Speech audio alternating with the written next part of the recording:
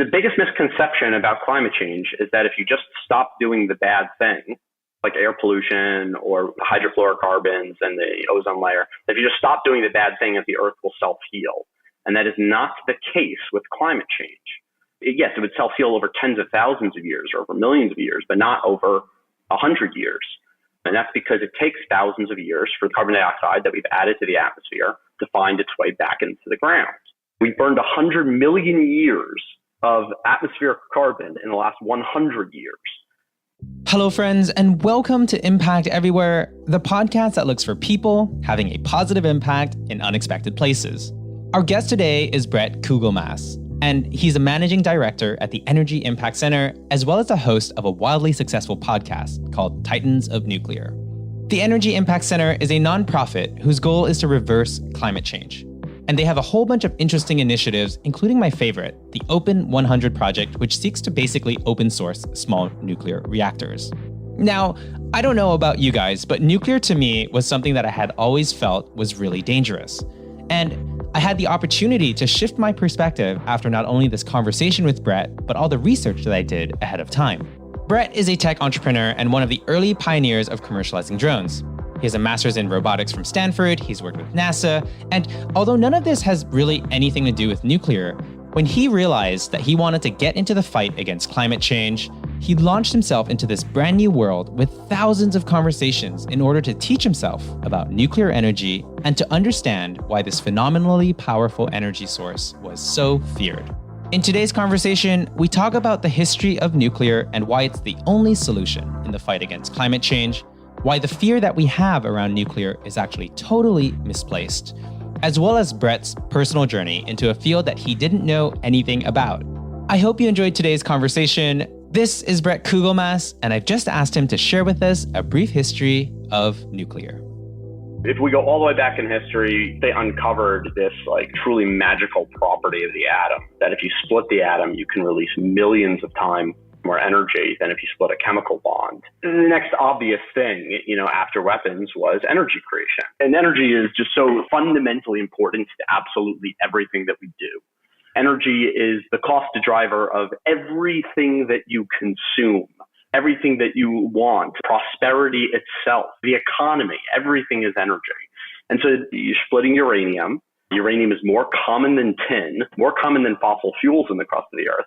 And you get 3 million times as much bang for your buck. The minute that they realized that was a possibility, it became a race to develop commercial nuclear power. I am an advocate for the most basic, simple, let's get it up off the ground path that you can possibly take. And that just happens to be light water reactors, the most common type of reactor that we have across the globe. We've got 450 reactors, like commercial operating big power plants across the world today. And I think 400 of them are either water-based reactors or light water reactors. 300 of them are what they call pressurized water reactor. And so there's just this robust operational experience and history and supply chain. And literally it is just water running over metal. It cannot get more simple than that. And so that's why I advocate for that solution as a start to build tens of thousands of new nuclear plants. And then only after we've got this giant companies that have huge R&D budgets that have been so successful deploying the technology that's known, then they can dabble into all the advanced technologies for special applications. So I think for the average person hearing 10,000 nuclear reactors, they might be thinking 10,000 Chernobyls. Why is that completely wrong? Yeah. First off, Chernobyl is not the type of reactor that I'm advocating for. That was a giant graphite block. And the very difference between graphite and water, as you can imagine, anything versus water in a potentially dangerous situation, water is not very energetic, right? And we have had, by the way, water-based reactors have accidents, 3 Mile Island, Fukushima, but these were not high kinetic energy events. You would get so bored watching a water-based reactor melt down. The expression, watching a pot boil or something, this is way worse than that in terms of boredom. It took 8 hours just to boil off the water off of Fukushima. Most people associate the term meltdown with Chernobyl. That is not true. Chernobyl was an explosion, right? Almost like a little mini bomb, because that type of reactor can experience sustained supercriticality.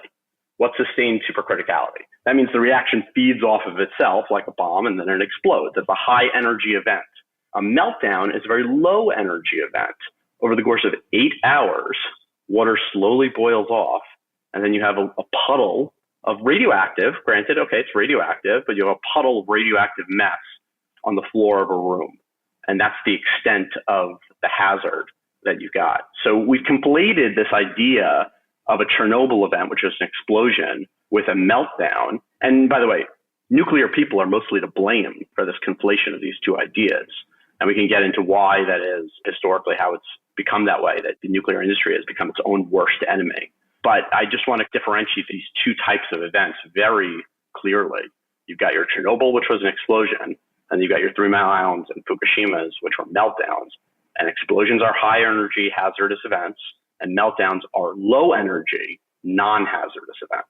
Yeah, I definitely want to get into the nuclear piece, but just to dive a little bit deeper into this. So are you saying that it's impossible for a light water-based reactor to actually explode? Is it just physically impossible, chemically impossible? Correct. And now you could have a chemical explosion somewhere else in the facility. And that's what happened at Fukushima, by the way. There was a hydrogen explosion, which was not nuclear. And so people saw a fireball and was like, oh my God, it exploded. But that was not a nuclear explosion. That happened to be a chemical explosion that happened as part of what was going on, which was a tsunami came in and killed 20,000 people in an instant and destroyed like hundreds of buildings. And yes, you also had chemical explosions. But the nuclear part is impossible for a water-based accident to be a hazard to human health. And to validate this, over the course of these last 3 years, I've been going around presenting at nuclear conferences all around the world. And I offer every single audience $10,000 to disprove that claim. These are full of nuclear professionals, nuclear engineers, regulators, health and safety officials, radiation protection. And I say to them, I will pay you $10,000 if you can show to me a single possible way that someone could get hurt from a light water reactor meltdown. And not a single out of the thousands of professionals that I've made that claim to has been able to refute it. That's amazing. And that little bit of radioactivity that is left behind in the event of a meltdown actually has a pretty short half-life. Can you talk a little bit about that? Yeah. So what are we worried about from a nuclear accident? We're worried about iodine, right? Radioactive iodine. That's what the kids with the thyroids, at Chernobyl, that's the one radionuclide that has the special hazardous properties of being able to be radioactive enough, but also have enough mobility through the environment in order to bioaccumulate through our food chains and cause a cancer event, right? That's the only one. We're not worried about cesium. We're not worried about strontium. We're not worried about the actinides. We're not worried about plutonium. Or cobalt or anything like that. The only thing that we are worried about from a hazard to health perspective is iodine-131. Now, the great thing about iodine-131 is it has a half-life of just 8 days, which means it's effectively all gone, 99% gone in just 3 months. And just to show you how insignificant a toxin this is, in the case of a water-based reactor meltdown, the total summation of all of the iodine-131 that was released at Fukushima, where 3 gigawatts worth of nuclear power plant melted down, enough power to power 3 million people's homes. The total amount of iodine that was released was 28 grams, which is 1.3 teaspoons. So the Japanese government spent $200 billion, or at least they've allocated, they've probably only spent half of it so far, $200 billion cleaning up 1.3 teaspoons of toxin. How crazy is that? As well. So I guess this is a perfect segue to why the nuclear industry is to blame for this. Why is the Japanese government so scared that they'd throw $200 billion to clean up 1 teaspoon of seemingly innocuous stuff that will disappear within 3 months? Yeah. And I want to be clear, it is hazardous, right? But it's only 1.3 teaspoons. I want you to just think about like toxins in your home. I wouldn't want to drink 1.3 teaspoons of chlorine. That is toxic. There's no doubt. If you mix chlorine in with water, enough water, that's called tap water. Every day I drink chlorine diluted in with water. And so when you have that 1.3 teaspoons of iodine-131 mixed in with 100 million acres of ocean, pretty dilute. It's not a hazard. But one of the reasons they spend so much money cleaning it up is because you can still detect it, because you can detect a single atom's worth of energy when it's radioactive, just because our ability to detect radioactive material is so great.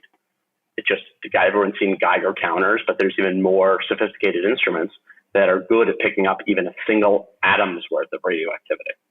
Okay, so your question was, why has the nuclear industry become its own worst enemy? So I guess just to give you a little background of where this information comes from, when I entered into the climate and energy fight about 3 years ago, I started meeting with, I didn't know anything about nuclear energy, never met a nuclear engineer in my life. This was just 3 years ago. And then I started meeting with climate scientists who pointed me and showed me the math and pointed me towards nuclear energy and said, this is our only solution out of this. Only solution, by the way.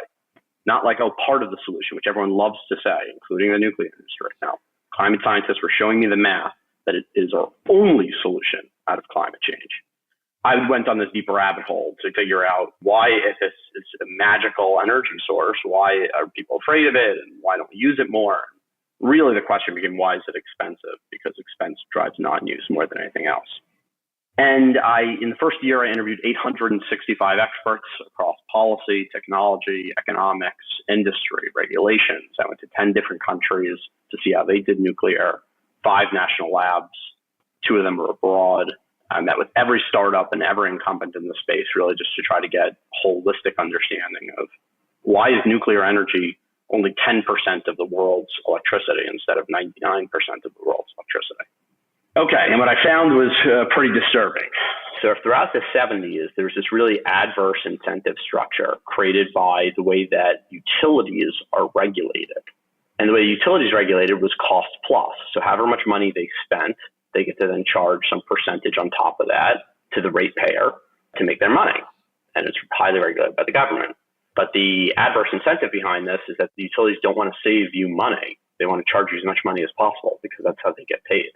So throughout the 70s, the utilities were working against their customers to increase the cost of electricity.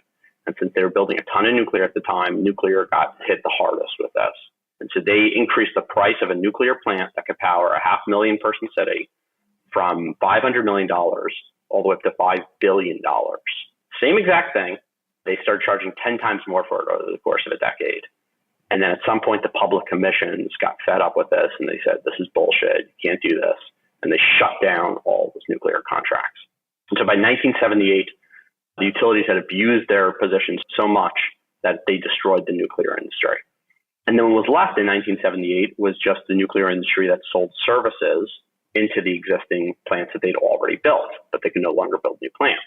Okay, so what happens in 1979? 3 Mile Island hits. And the nuclear industry saying, hey, we can't build new plants. We can use this moment of national fear in order to sell more services into the existing plants.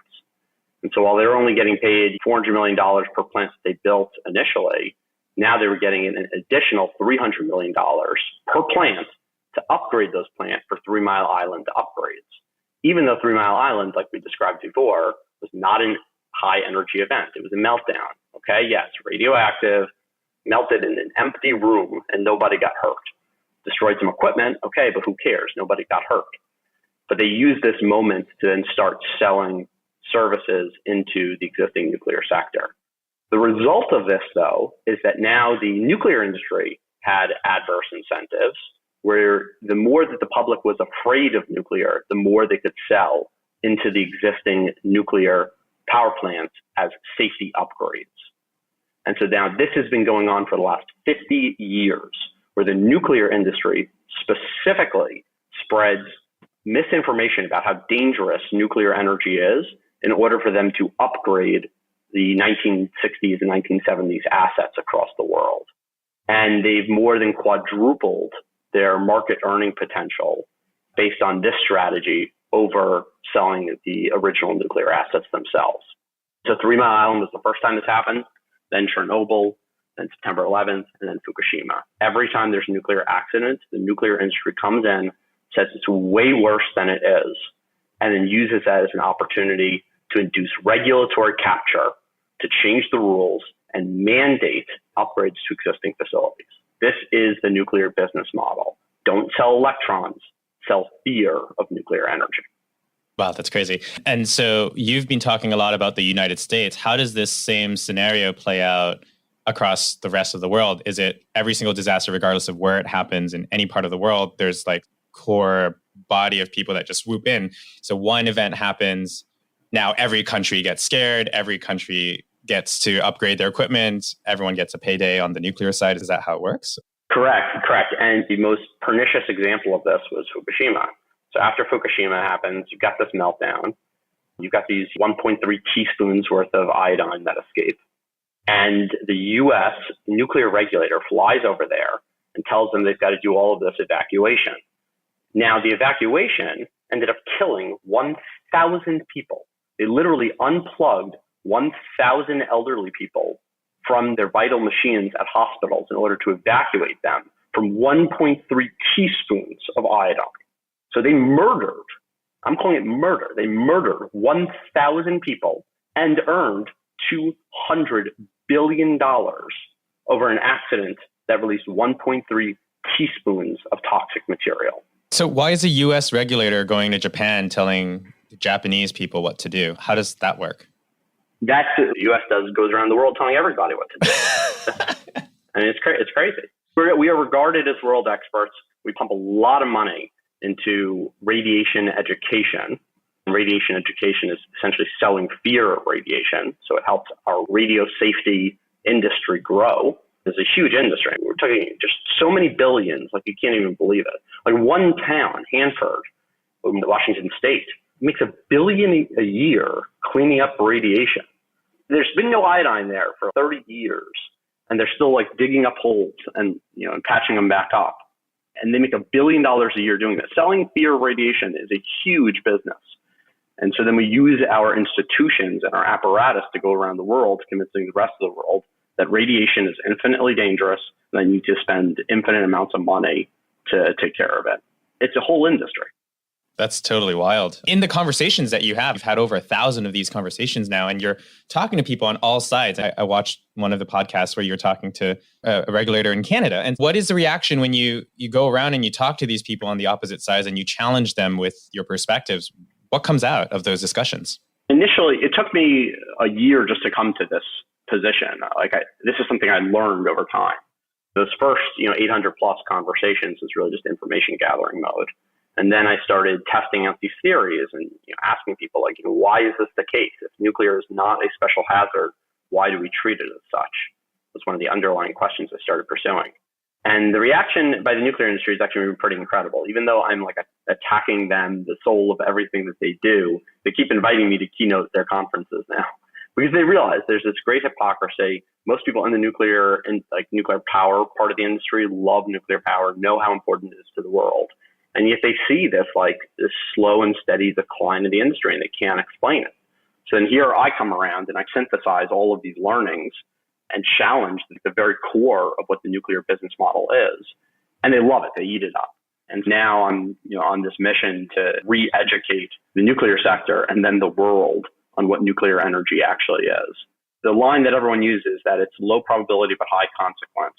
And that is fundamentally not true. Nuclear accident is low probability and low consequence.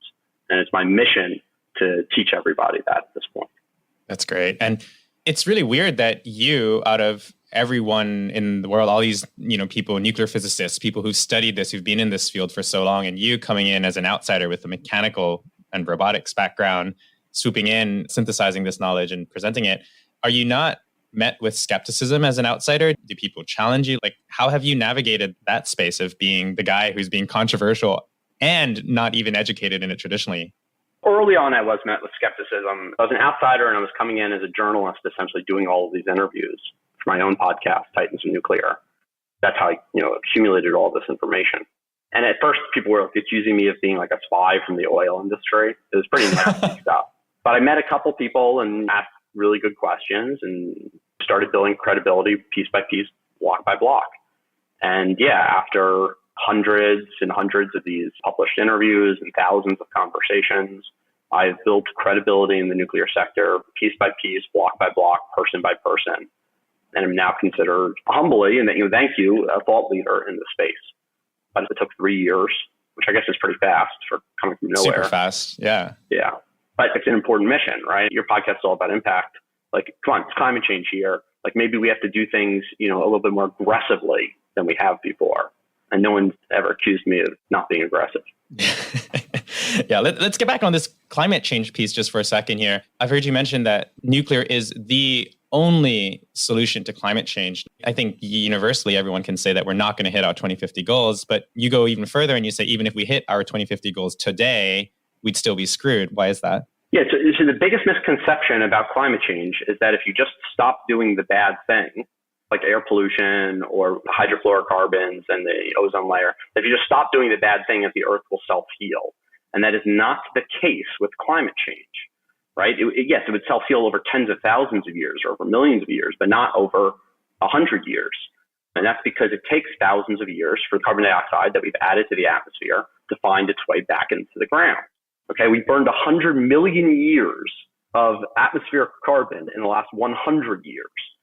Okay, so the Earth is not going to self-heal.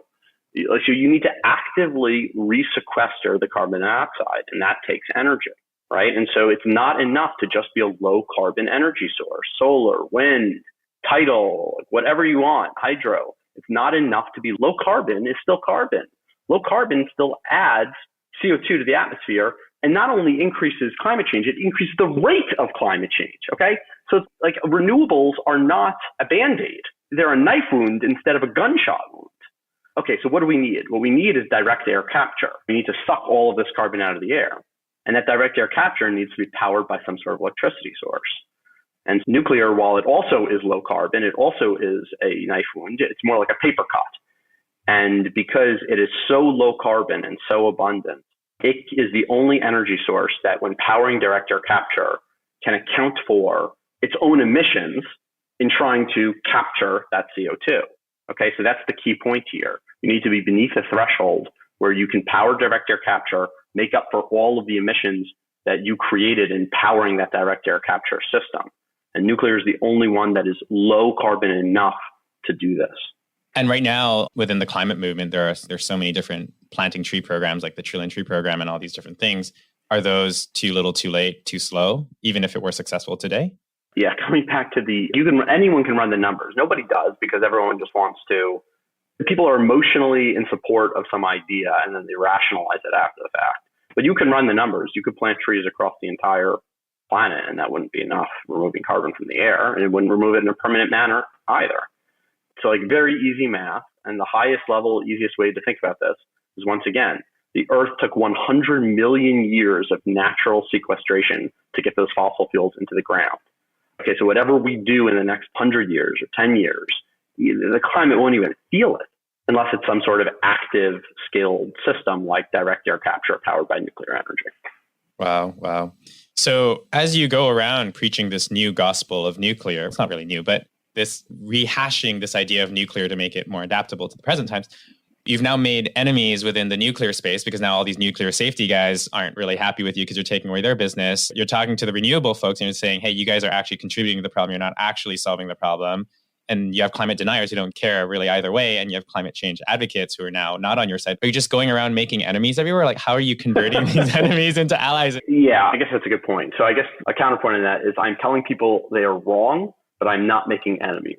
I tailor my message to each audience a little bit differently, and that's important, right? Because at the end of the day, people don't care about what you say. They care about how it makes them feel. And so I am hoping that your specific audience, which I'm tailoring this message to, is one that feels good about, someone doing something a little bit different to make a huge global impact. When I talk to a group of engineers, it's going to be a different message. When I talk to a group of environmentalists, it's going to be a different message. And this is something I learned in business. You got to segment your audience, right? You segment your audience and then you deliver a different message to each to make them feel a certain way. 'Cause at the end of the day, it only matters how people feel, not what you say. You can still make friends with someone who you tell they're wrong. So what's an example of you entering, let's say, the renewable sector and telling them that what they're doing is insufficient? How would you tailor that message and how have you made them feel? Yeah. Okay. So renewables people are pretty evangelical. And so I probably would not tell them that they're wrong. And in renewables meeting, I would most likely say something I don't believe, which is, hey, let's all hold hands and work together and work toward, we're all in this as a team together, all of the above technology solution. That is the message I would have usually in front of renewables audience, even though I do not believe that is true. But at least build that bridge that then you can start having more sophisticated conversations with them. And then you can show them the impact on the grid of different energy sources. And you can find middle ground where maybe they actually then start considering nuclear 2.0 a type of renewable. And then once you're under their banner and you're part of their renewable team, you're one of the evangelicals with them, then they can become as passionate for your cause as they were for theirs. And so that's the strategy on the environmental front. You're basically a diplomat. You're not just tackling this through conversation and diplomacy, though. You're actually also going ahead and trying to come up with a cost model, because ultimately, at the end of the day, everything revolves around dollars. And so one of these initiatives that you have is the OPEN100 Project. Can you tell us a little bit about that? After we realized that the nuclear industry was its own worst enemy and the solutions that they were designing were not about making nuclear power inexpensive, they were about making it as expensive as possible and playing on people's fear of nuclear energy. We went all the way back to the 1960s when we were building nuclear like gangbusters in this country and said, okay, what about those designs worked and how can we modernize them? And then most importantly, how do we open source them so we can start building tens of thousands of these plants in parallel across the world? And so we launched this OPEN100 project, which is a development framework for a standard water-based nuclear power plant that any country can build, using its existing supply chain today. It's basically a big teapot with a steam turbine on the end. Pretty simple. And then beautiful, clean electrons come out. And we put up all of the schematics, blueprints, engineering calculations, even came up with vendor lists, people that can buy their equipment from. And we put it all up online, publicly available for free at open-100.com.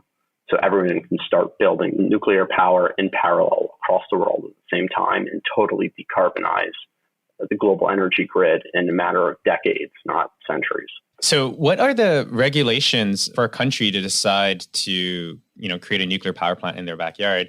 My understanding, and maybe this is totally false, is that there are a lot of regulations around anything nuclear, regardless if it's a power plant or weapons or anything like that. And so how do these engineering plans actually help advance the mission quicker? Yeah, so there are a lot of laws and rules and regulations around nuclear energy. The first and probably most important is that every country has the sovereign right to develop nuclear energy on their own.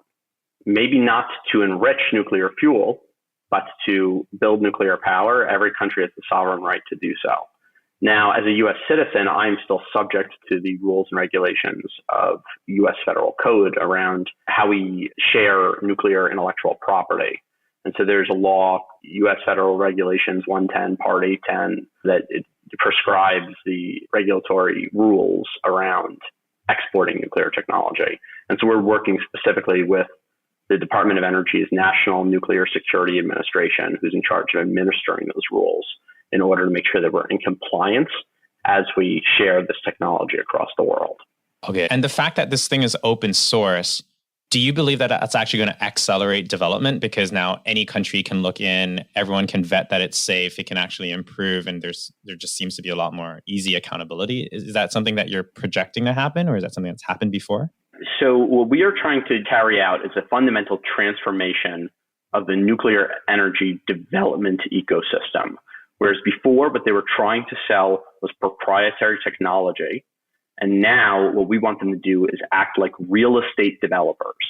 There's no proprietary technology inside of a skyscraper, and we can build thousands of these giant residential buildings across the world every single year. So what I'm trying to do is get the exact same people that are involved in building 20-story residential apartment buildings to get involved in, or even 10-story, let's say. It's about the same amount of money and trade laborers and skills that are involved to develop one of those apartment buildings as would be required to develop a nuclear power plant, believe it or not. You've got electricians, you got piping, you got mason workers, you got heavy earthwork contractors, you've got financiers, project finance people. I'm trying to just make the nuclear development industry look exactly like the real estate development industry. And you launched this thing about a year ago. When do you anticipate the first pilot case study to be up and running? And which country do you think this is going to happen in? Because certainly not the United States, I'm guessing. Yeah, probably not the United States first, unfortunately. So we launched in February of 2020. Perfect timing. Best timing ever. Seriously. And we kind of worked to our advantage because we had so much inbound interest when we launched, and everyone became accustomed to doing telework that we were able to take 3-4 times as many meetings as before just by switching to video calls instead of literally flying out and meeting with partners, which is what we used to do. And yeah, from February to September, which is when we did our first update, our second release of the schematics, we lined up like a dozen partners, including national labs, big power companies like Siemens, that are all contributing to this project. So it truly now become this like organic community effort to finalize the designs of this nuclear power plant. And we've got mostly everything up there that an EPC, an engineering, procurement, and construction company can download all the schematics and materials and come up with a plan to actually build it. And we've also put up sample construction schedules as well and made all the economics transparent as well. So you can see exactly how much things cost, from the piping to the electrical work to digging your foundation. All that's enumerated on the website. My team, we built a team down in Atlanta that does all the coordination and engineering work based on best practices of the fossil industry. We hired a bunch of fossil engineers to get involved in the nuclear sector to show the nuclear energy industry how it's really done. Fossil companies know how to build stuff efficiently. So yes, we are on our way. And now it's about the next 6-12 months. We're going to go around the world once travel resumes and start working with countries. Specifically, we're meeting with a lot of ministers of energy and their offices to put together a game plan for how any given country can start building its own set of nuclear power plants to, have clean energy, cheap energy, and be energy secure for all time. Who are the countries that are most interested in this technology? Is it the poorest ones, the richest ones, the ones who have no source of dependable fuel? Like, who really wants this right now? Yeah, it's hard to say because I can't ascribe a feeling to an entire country. I would say certainly the countries, the poorer countries are more starved for energy, but it's usually like these middle tier countries that are most interested because they have some familiarity with the technology. So throughout Eastern Europe, where they have nuclear technology, they understand the fundamentals, they're experienced with it, they have nuclear power plants, they have an existing supply chain and industry and technical experts. These are the countries that we've shown the most progress with so far, just because there isn't that education step that we need to go through to even explain what the technology is. I see. You're just saying we're going to offer you more power for less money in a smaller footprint. Everything you've already done, everything that has worked for you, we're just going to do it, and we're going to do it better and faster. With one slight caveat, essentially, we're going to help you do it for yourself. Essentially, it's like the teach a man to fish old proverb. That's what we're doing. We're going around the world teaching people to fish with nuclear energy. That's cool. And you're a nonprofit. So what is the business model for you? We started off as a nonprofit. As part of this effort, we actually spun out a commercial entity as well. Oh, cool. To go around the world to help facilitate the development of nuclear power plants. Structurally, it's easier to do business abroad if you're a commercial entity rather than a nonprofit. But the mission is still the same. It's still like a public good, impact-focused, mission-oriented organization. But now, as we engage in commercial ventures, we can use the profit from that to fuel further efforts as well. Very cool. So there's one piece of the puzzle here that we haven't really tackled, which is this idea of public sentiment. How do you foresee this playing out? Are you going to be engaged in any sort of, I don't know, we can call it cultural re-education or cultural warfare? How do you foresee seeing people's opinions shift? Because I heard from Adam, who facilitated this introduction, that ironically, it's the people who live closest to nuclear power plants that have the most comfort with it, which is not something you would assume. You'd assume that, those who are closest would be complaining the loudest because they wouldn't want a nuclear power plant in their backyard, so on and so forth. And so I'm curious to hear, do you have a cultural strategy when it comes to shifting public opinion, public policy, and so on and so forth? You just nailed it. It's like the places that have nuclear already love it the most. And that even includes in the U.S., the communities and the states that have nuclear power tend to like it the most. We get this like anti-nuclear sentiment idea because some of the louder and more influential states are anti-nuclear, like California, New York, Massachusetts. But they're also anti-wind power.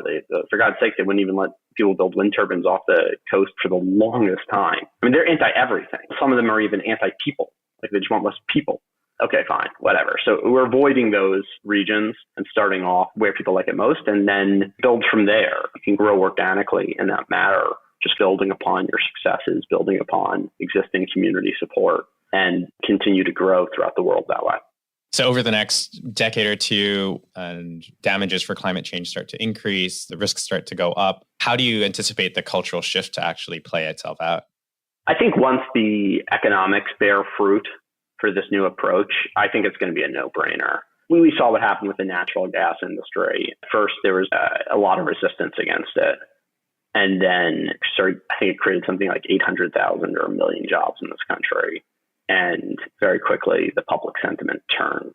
And so I think as the nuclear industry experiences a rebirth and starts creating economic opportunity for people across the world, I think the natural marketing forces that exist will overcome most, never all, and you can never expect to overcome all public distrust or all negative public sentiment. But if you can get 70, 80% there, that's enough to save the world. Saying I'm going to outperform everyone else and people are just going to catch up to it because that's just the way people are. They rationalize anything. The two most powerful forces in the world, one that we're up against right now, Mother Nature, because we've pissed her off. The second most powerful one is the force of the market, the force of the marketplace.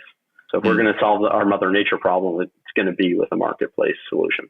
That makes sense. We live in an era right now of like fake news and polarization, which means that inevitably whatever consensus we may be building up to is subject to inevitable extremes that tend to try as much as possible to derail things. So one could imagine as you build momentum, resistance will rise equally in proportion to it. Have you guys tried to adapt your strategy to account for any of that, in the sense that it feels like nuclear could use some really significant rebranding? Are you going to do a safe nuclear program? Yeah, ironically, talking about safety makes people feel less safe, right? Because it reinforces the notion that there's an underlying hazard.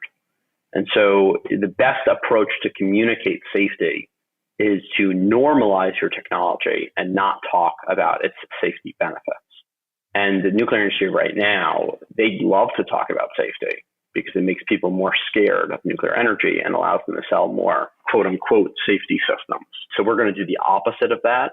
And we're going to treat nuclear just like it's every other technology, which, by the way, a light water reactor, like we started off this conversation, has the same hazard profile, even less, has a lower hazard profile than almost every other technology. The reason being because there's no people around the nuclear equipment. Operates in steady state for 2 years straight. Nobody needs to change fuel or twist any knobs or turn any buttons. And so it's in an empty room all by itself.